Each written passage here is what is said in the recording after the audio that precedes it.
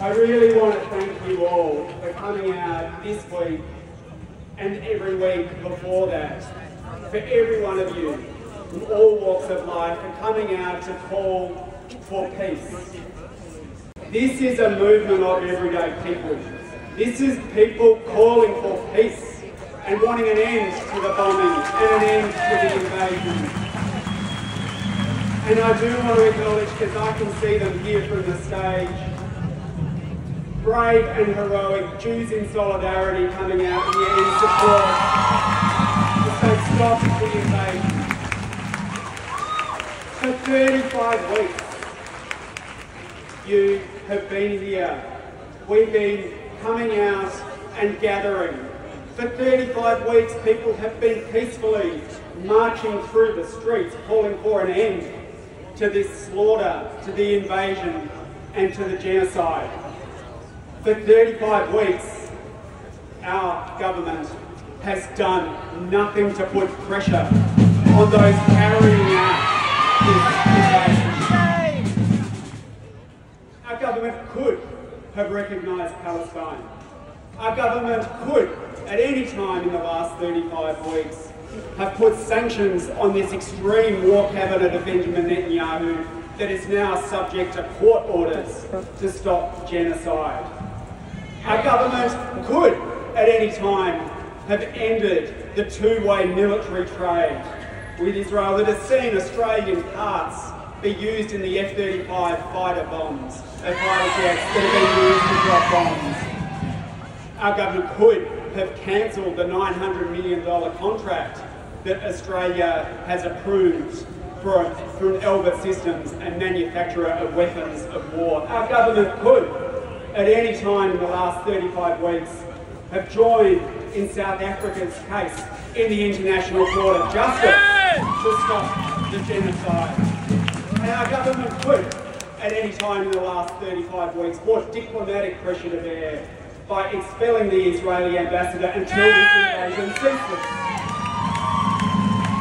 And our government could have called for an immediate and permanent ceasefire, not one with weasel words and an asterisk with conditions attached that says if, but a stop to the bombing right now so that no more lives are lost.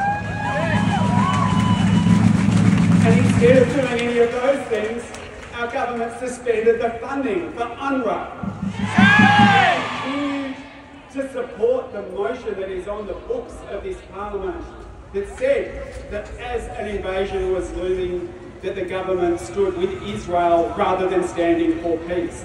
That is what our government has done. And what you know, and what other governments around the world know, and what we have been trying to say to this government is that action counts. Action counts. Enough of the hand-wringing tweets. Enough of the words that always come with conditions attached. Enough of the plaintive pleas that are being ignored by an extreme war cabinet that is hell-bent on continuing the invasion.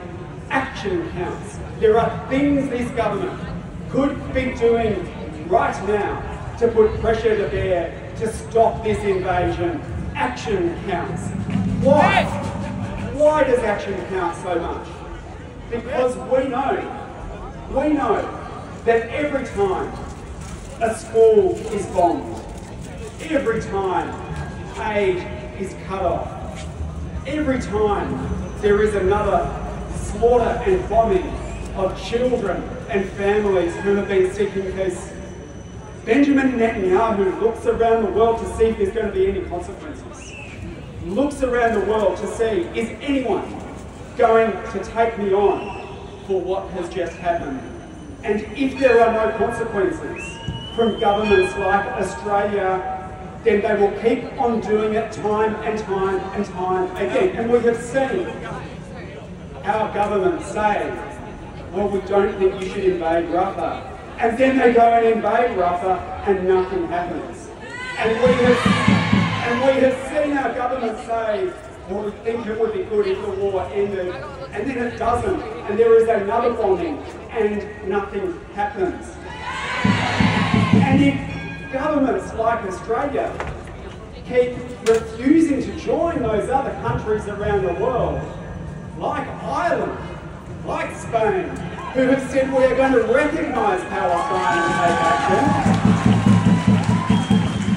then those perpetrating this slaughter are just going to think they can keep on getting away with it. And in fact, it is not just morally right for Australia's government to join those other governments around the world and take action. That's how international law works. The genocide conventions that Australia signs up to, the international criminal court conventions that Australia signs up to, all these items of international law, how do they get enforced? Well, it says in the terms of those conventions, and it is part of international law, that if you sign up to those things and you see another country breaking those laws, then the obligation is on you to do something about it. The obligation is on this Labor government, as the signatory to those organisations, to do something about it. This is what is required. This is what is required. And in the face of 35 weeks of refusing to enforce those obligations that we've signed up to, of refusing to join other countries that are taking steps to hold the perpetrators to account, what have we seen? Well, we've seen this week them say their latest tactic was, oh, it's all misinformation. You don't understand what we're actually doing. Well, I'll tell you this, people have been paying a lot of attention and people have not seen you do the things that other countries have done, and we are angry. We are angry. And we see exactly what you do. If you really think, Prime Minister, that there has been some misunderstanding about the position that your government has consistently taken for 35 weeks, well then I'll tell you what, clear it up. Clear it up this week. Here's 5 things that you could do, Labor, this week. You could put some sanctions on the extreme right. You could cancel the Elbit Systems contract. You could join the Netherlands that is saying they are not going to allow their F-35 fighter parts to be used in acts of aggression. Prime Minister, this week, if you think there's been misunderstanding, you could expel the Israeli ambassador until the invasion is over. Like, if there's a misunderstanding, then go and join the South African case in the International Court of Justice. And if you think there's been some misrepresentation of your position, well, given that it's what you took to the election and you said you were going to make a priority, then turn up next week at a press conference and announce that the government will recognise Palestine. Yes! Yes! Yes! And until you do those things, people are going to keep peacefully and powerfully holding you to account because we see your inaction, and Benjamin Netanyahu sees your inaction, and if inaction prospers, then this invasion will continue, and we cannot allow that to happen. We just can't.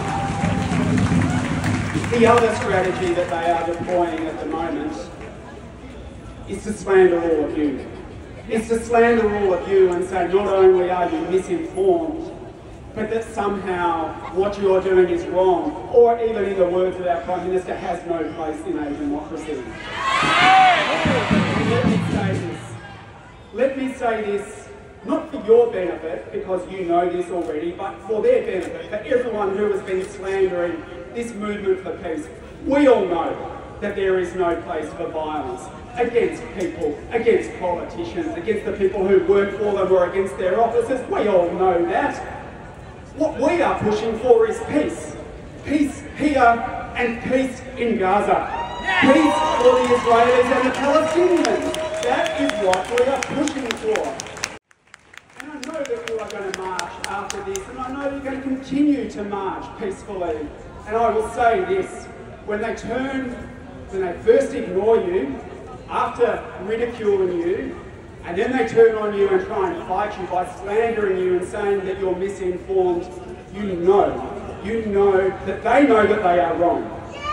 And this is the final step before they admit they're wrong and take action. Because I can tell you from inside that building that the pressure is growing. It's peaceful and powerful movement to end the invasion and end the occupation that is coming out week after week after week is just growing in strength. And if we can continue to be peaceful and powerful, then we are going to prevail. Because just as country after country says it is time to recognise Palestine, just as others start saying we are not going to be part of this war machine that is seeing children, people die in an engineered famine that is avoidable as bombs rain down on their heads.